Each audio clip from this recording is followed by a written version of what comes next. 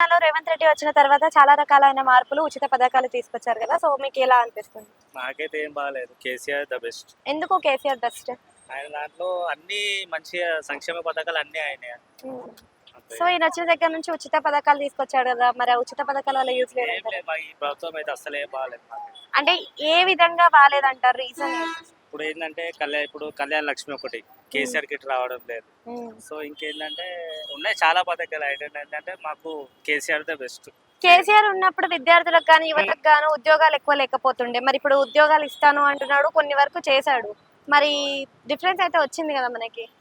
అవును వచ్చింది, కానీ కాకపోతే ఏంటంటే మాకు ఏది పల్లెటూర్లైనా రైతులకు ఏవైతే కేసీఆర్ రైతు రుణమాఫీ ఇస్తున్నాడు కదా రేవంత్. ఏడ ఎక్కడ కొన్ని చోట్ల అసలు రావడం లేదు కదా.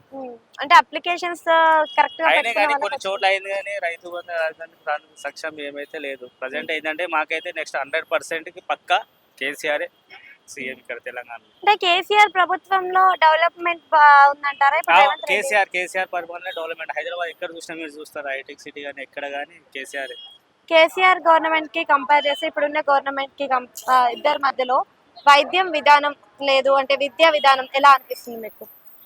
వైద్యం అంటే మొత్తం మాకు తెలిసిన నాటికైతే మాది ఇక్కడ సంగారెడ్డి. మా ఎమ్మెల్యే అయితే చింత ప్రభాకర్. కాకపోతే నేను ఏ పార్టీ అనేది కాదు, కానీ కేసీఆర్ బెస్ట్ సీఎం అంతే ఇక్కడ తెలంగాణ అంతే. థ్యాంక్